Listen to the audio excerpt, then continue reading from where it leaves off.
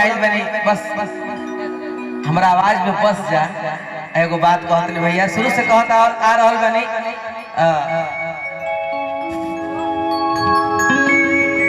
आज भी अपना माई से एगो बात कहो कि सरगम सजा दे मैया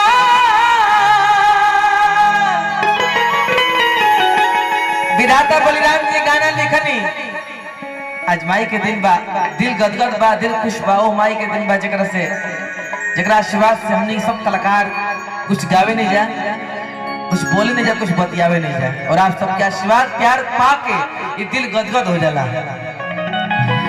सरगम सजा दे मैया हर के असरे में पानी हो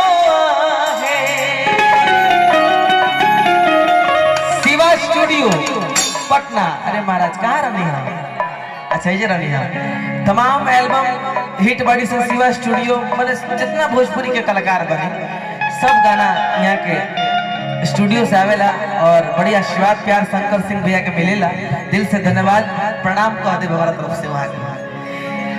अरे की बीड़ावा बजावत आवा भोलू भाई के टीम एकदम जबरदस्त और आज थोड़े दिन के बाद मुलाकात होता कोरोना के बाद।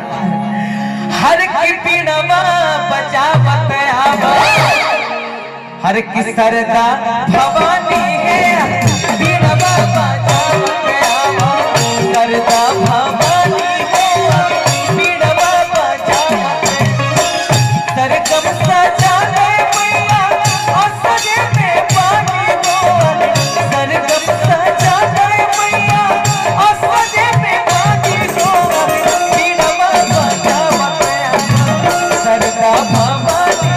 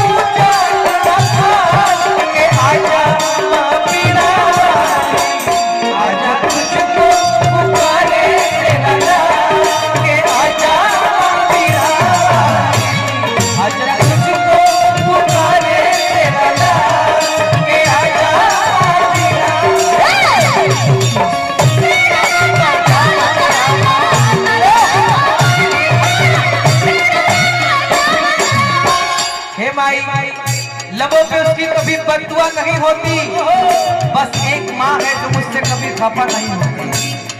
लबों पे उसकी कभी बददुआ नहीं होती बस एक माँ है जो मुझसे कभी खफा नहीं होती। किसी के हिस्से में दुकान आई किसी के हिस्से में मकान आई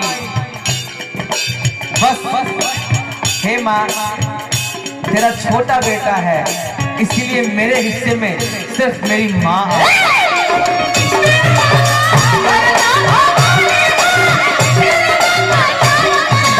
हे माई तने मुर्गी मार क्या हुआ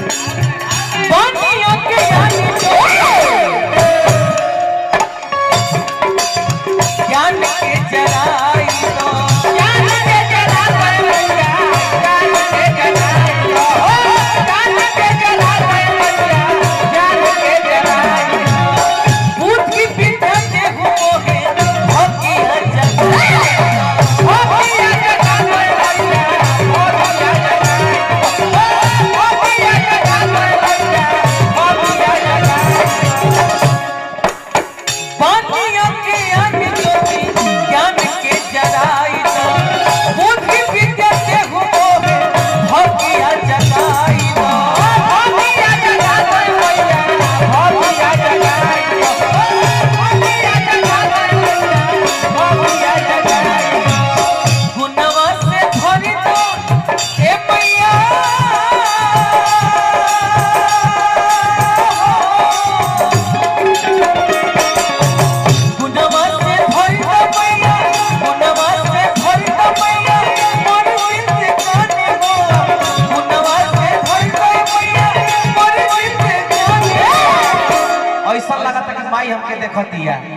माने साक्षात मूर्ति सामने बा। आहा सरस्वती पूजा में सबकर मन होला कि खाली कोनो कलाकार के मन होला कि सरस्वती पूजा में हमारे वो कार्यक्रम मिल जाए और वो में सामने माई के मूर्ति बा। ऐसा लगा था कि माई के हम कुछ सुनावत नहीं वो टाइप के बात। सत्रहों में भी एहसान सफर लगता है, ये मेरी मैया के दुआओं का असर लगता है। अरे जब से किया है दर पे जाके सजदा मैंने, आसमान से भी ऊंचा मेरा सर लगता है।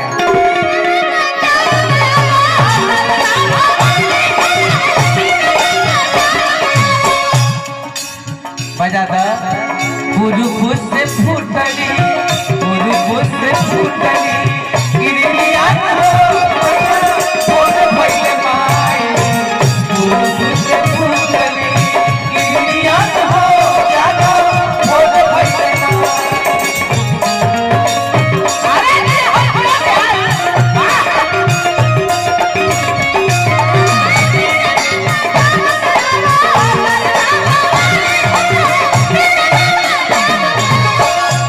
भैया हमने के तो पूर्वक कलाकार बने जा, लेकिन वो आदमी के वो महापुरुष के बात करते जा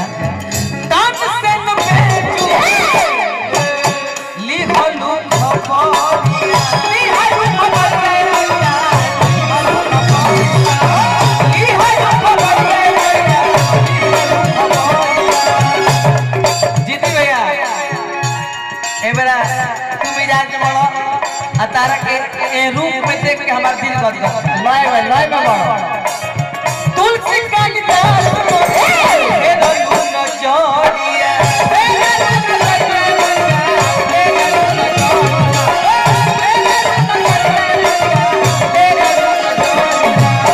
तान से पे चूके ली हलू भगोरिया तुलसी का गिटार हे धनु न जोड़िया।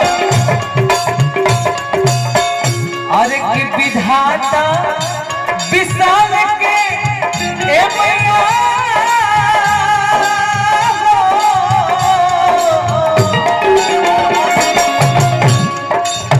मंटू विशाल के मैया ताकि दर्द पाने गया जीती विशाल के मैया ताकि दर्द पाने रुपया में तो रुक जाई, कोरोना बाद बड़ी दिन बाद देखे के मिलता। नाम बताइए अपन। आदरणीय राम निवास सिंह भैया की तरफ से बहुत पुरस्कार, हार्दिक अभिनंदन बंदन। कल 500 रुपया का राउर एगो टी शर्ट किनाई, अगला कार्यक्रम में राउरी पैसा के टी शर्ट पहन के प्रोग्राम कर देखते। हार्दिक अभिनंदन बंदन प्रणाम। अरे की जीती विशाल के मैया और रोहित विशाल के मैया हर की राखी तो तूफान हो है बोले बाबू। अरे की पीड़ा